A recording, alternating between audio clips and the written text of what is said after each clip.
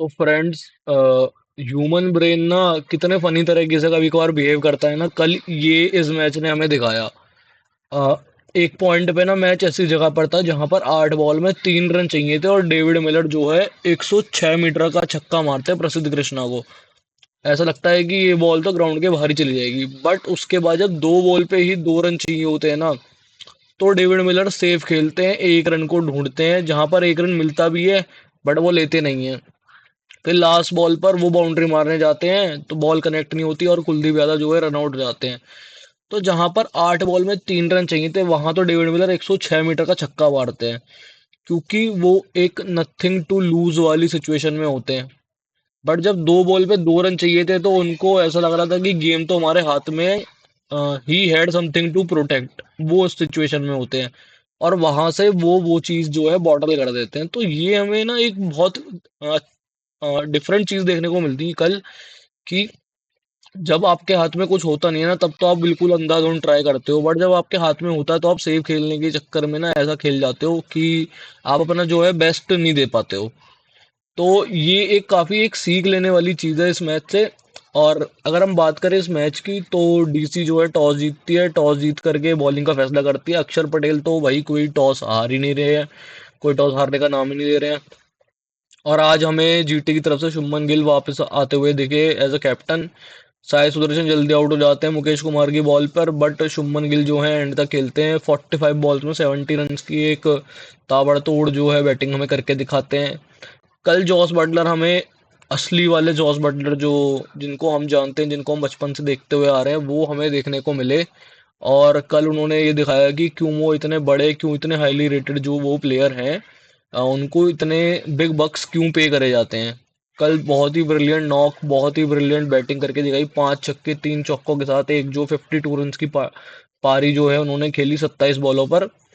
फिर वॉशिंगटन सुंदर आते हैं। कल वॉशिंगटन सुंदर का भी एक बहुत ही इंपॉर्टेंट कंट्रीब्यूशन हमें देखने को मिला। अभी जो ये गुजरात है, इन्होंने रदरफोर्ड को रिलीज कर दिया था, तो सब क्वेश्चन कर रहे थे कि क्यों रिलीज करा जब रदरफोर्ड इतना अच्छा खेल रहे थे। तो गुजरात ने ये बताया था कि वो वॉशिंगटन सुंदर को ऊपर पुश करना चाहते हैं। तो वॉशिंगटन सुंदर ने हमें जो है वो चीज करके भी दिखाई कल, कि क्यों उनको इतना बैक करा जा रहा है, क्यों उनको इतना हाईली रेट करा जाता है। शुरू में तो वॉशिंगटन सुंदर बहुत ही तेज खेल रहे थे, बट एट द एंड वो थोड़ा स्लो हो गए, बट फिर भी उन्होंने 32 बॉल्स में 55 रन की एक पारी खेली और जो है टीम को एक अच्छे टारगेट तक पहुंचाने में बहुत हेल्प करी। ग्लेन फिलिप्स के बैट से उतनी तेजी से रन आते हुए दिखे नहीं कल। ऐसा लग रहा था कि थोड़ा फंस के खेल रहे हैं और आते ही छक्के मारना उनके लिए थोड़ा मुश्किल हो जाता है। ये ऐसा हमें देखने को मिला। और राहुल तेवतिया का 1 बॉल पर 1 रन था, तो इससे ना जैसे तैसे करके जो है गुजरात जो 210 रन तक पहुंच जाती है। जो कि दिल्ली के ग्राउंड में ना एक अच्छा टोटल बोल सकते हैं, क्योंकि मुंबई ने भी जब दिन में यहाँ खेला था तो 160 के राउंड ही बनाए थे। और शाम में 210 run is quite a reasonable target. जैसी गुजरात की बॉलिंग भी है तो उनके लिए काफी एक अच्छा टारगेट था ये। फिर जब डीसी की बैटिंग होती है तो उसमें शुरू में प्रथम निशंका बहुत ताबड़तोड़ बल्ला, खतरनाक बैट बजाते हैं। प्रथम निशंका तो पता लग जाता है कि उनको क्यों इतना रेट करा जाता है, क्यों उनको माना जा रहा है अपकमिंग टैलेंट श्रीलंका का। उन्होंने पिछले 2 मैचेस में लगातार बढ़िया परफॉर्मेंस है, दोनों मैच में 90 से ज्यादा रन टोटल बना चुके हैं प्रथम निशंका। और अब मेरे को लगता है मिचेल स्टार्क अगर वापस आएंगे तो प्रथम निशंका तो शायद टीम से बाहर नहीं होंगे, क्योंकि जो ओपनिंग में जो स्लॉट है उन्होंने अपना फिक्स कर लिया है। केएल राहुल शुरू में काफी स्लो खेल रहे थे, 20 बॉल में 26 ही रन थे एक टाइम पर उनके, बट उन्होंने लास्ट में 52 बॉल्स में 92 रन की एक बहुत ही बेहतरीन, बहुत ही क्लच एक इनिंग हमें खेल के दिखाई। अ, ये बहुत ही ताज्जुब की बात है, जब केएल राहुल रन मारते हैं तो टीम जनरली हार जाती है। मतलब हमेशा नहीं है तो ऐसा होता, बट कभी कभार ऐसा होता है। जब वो पंजाब में भी थे तो पंजाब अच्छा नहीं करती थी, शायद केएल राहुल ज्यादा टाइम ले लेते हैं, मेरे को पता नहीं, बट क्योंकि 210 के रन चेज में अगर आप इतने ज्यादा बॉल्स खेल रहे हो तो आपको 200 का स्ट्राइक रेट तो आपका होना ही चाहिए, मतलब ऐसा लगता है। और राहुल मार भी रहे थे, बट एक अनफॉर्चुनेट डिस्मिसल, वाइड बॉल को उन्होंने स्लैश कर दिया कीपर के हाथों में। बट वो सिराज की ब्रिलियंस थी कि उन्होंने उनको सेटअप करा। जब केएल राहुल शॉट मारने जा रहे थे तो ये हमें देखने को मिला कि उनका जो आगे वाला पैर है वो लेग साइड की तरफ खुल गया था, मतलब कि राहुल बॉडी में आने वाली बॉल के लिए रेडी थे, बट वो उन्होंने बाहर बॉल डाल दी सिराज ने, और राहुल की रीच छोटी हो गई क्योंकि उनका पैर जो है खुल गया था पूरा। तो जो है वो उतनी अच्छे से रीच कर नहीं पाए, बैट का आउटर पार्ट लगा इसीलिए, और वो कैच आउट हो गए। और उसके बाद समीर रिजवी जब आते हैं तो उनको राशिद खान ने बहुत ही बेहतरीन, बहुत ही खतरनाक गोगली से उनको आउट करके दिखाया। जो समीर रिजवी अपनी फॉर्म ऑफ हिज लाइफ में है, अभी उनको पहली बॉल पर आउट करा, जो कि बहुत ही एक बड़ी बात है। और कल राशिद खान हमें पूरी फॉर्म में दिखे, जो असली राशिद खान है वो हमें देखने को मिला। क्यों उनको इतना बड़ा जो है मैच विनर माना जाता है, ये कल उन्होंने हमें प्रूव करके दिखाया। फिर डेविड मिलर आते हैं। नीतीश राणा की बात करना चाहूंगा इससे पहले मैं बीच में। नीतीश राणा के 3 मैच जो हैं खराब हो गए हैं, और अब मेरे को लगता है कि शायद उनकी जगह पर आशुतोष शर्मा को अब, या फिर करुण नायर को खिला सकती है टीम।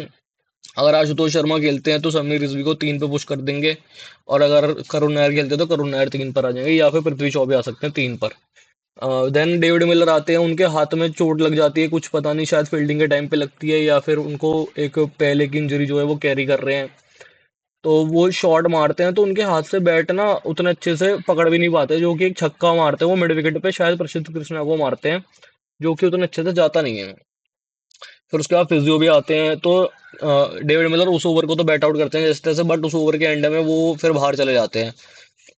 फिर उसके बाद वो रिटायर हर्ट हो ही जाते हैं। फिर अक्षर पटेल आते हैं। अक्षर पटेल को एक बहुत ही बेहतरीन बॉल पर राशिद खान जो है फंसाते हैं, राउंड द विकेट आते हैं और एक गूगली मारते हैं जो अक्षर पटेल को बाहर जाएगी, क्योंकि अक्षर पटेल लेफ्ट हैंडर बैटर है। तो उसमें फिर बहुत बेहतरीन एक कैच पकड़ते हैं ग्लेन फिलिप्स। उस कैच को ग्लेन फिलिप्स इतना इजी लुकिंग बना देते हैं ना, वरना वो असल में बहुत ही एक हार्ड कैच था। फिर वहां पर आउट होते हैं, तो फिर वहां से ट्रिस्टन स्टब्स आते हैं, जिनका एक मिसकम्युनिकेशन होता है केएल राहुल के साथ, और फिर साई सुदर्शन जो है बहुत ही बेहतरीन तरीके से उनको रन आउट कर देते हैं।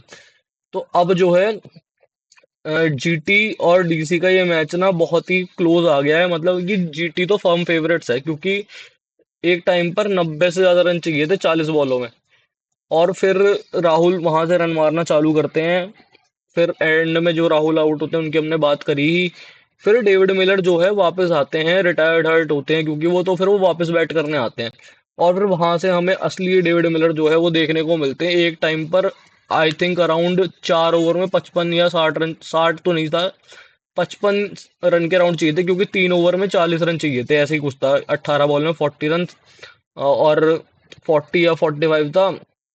फिर उसके बाद 2 ओवर में 36 रन चाहिए होते हैं। वहां से डेविड मिलर जो है सिराज को 23 रन बजाते हैं एक ओवर में, जिसमें विपराज निगम का भी थोड़ा बहुत कंट्रीब्यूशन होता है।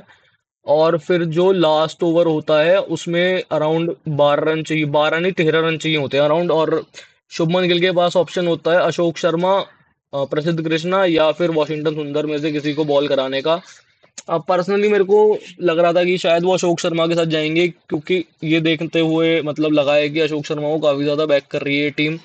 पावर प्ले का भी लास्ट ओवर देती है जनरली, और अशोक शर्मा ने पहले ओवर में 23 रन खाए थे, उसके अलावा बाकी ओवरों में उन्होंने ठीक ठाक ही बॉलिंग करी थी।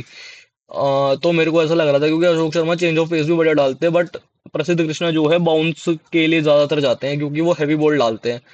तो पहली बॉल भी जो प्रसिद्ध कृष्णा डालते हैं वो स्लॉट में होती है बिल्कुल, जिसपे विपराज निगम चौका मारते हैं। बट मेरे को लगता है अगर वो बॉल अशोक शर्मा डालते तो उनके पास एक एक्सपेक्टर है 140 से ऊपर बॉल फेंकने का। प्रसिद्ध कृष्णा भी फेंकते हैं, बट प्रसिद्ध कृष्णा की जो स्लोअर बॉल्स है ना वो उतने इफेक्टिव नहीं जितने अशोक शर्मा की स्लोअर बॉल्स इफेक्टिव हैं।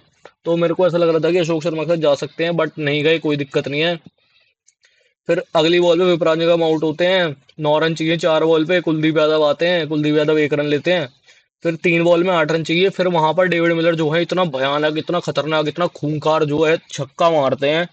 ऐसे मोमेंट पे वो सिर्फ एक क्लच प्लेयर ही इतना तगड़ा छक्का मार सकता है। 106 मीटर का छक्का, बेहतरीन नो नो लुक शॉट एकदम। और इसमें प्रसिद्ध कृष्णा की ना हमें ये बेकार बॉलिंग भी देखने को मिली, क्योंकि उन्होंने ये वाली बॉल भी बिल्कुल स्लॉट में डाली होती है, जिसको जो है डेविड मिलर सामने टांग के मारते हैं। फिर उसके बाद 2 बॉल में 2 रन चाहिए। फिर वो जो बॉटल हुआ वो हम सबने देखा ही। इसमें कुछ कर नहीं सकते, ये तो थोड़ा हो जाता है कभी कभार, बट सबको यही उम्मीद थी कि डेविड मिलर एक सिंगल लेकर के कुलदीप यादव को दे दें स्ट्राइक, ताकि कुलदीप यादव अगर टुक करके 1 रन भी ले लें तो मैच जीत जाए। अगर नहीं भी होता तो मैच ड्रॉ तो हो ही जाएगा कम से कम। मतलब ये सुपर ओवर तो सिक्योर कर ही लेते हैं डेविड मिलर, बट कोई नहीं, ये चीजें होती रहती हैं, इनसे सीखना ही चाहिए लाइफ में और आगे बढ़ना चाहिए। अब हमें पता है कि अगर ऐसी चीज दोबारा होगी तो डेविड मिलर ये वाली गलती नहीं करेंगे शायद। तो लेट्स मूव ऑन। बट ये बस ये है कि दिल्ली को ये डिफीट खलनी नहीं चाहिए। अगर उनको क्वालिफिकेशन में कहीं दिक्कत आ रहा है, मान लो वो 2 पॉइंट से थर्ड या फोर्थ पे फिनिश करते हैं, तो ये मैच बहुत खलेगा। या फिर टॉप 4 से अगर वो बाहर हो जाए 2 पॉइंट पे, तो फिर ये मैच बहुत ही ज्यादा खलने वाला है उनको। बाकी जीटी ने अपने नर्व्स होल्ड करे, और काफ़ी मतलब जीटी के तीनों मैच इतने अच्छे नहीं हुए हैं, कन्विंसिंग नहीं हुए, बट जैसे तैसे करके उनके 2 पॉइंट्स तो आए। अ, इस वीडियो को इतना ही रखते हैं। अगर आपको वीडियो पसंद आई हो तो कमेंट बॉक्स में ज़रूर बताना। I will see you guys in the next one. Till then bye and take care.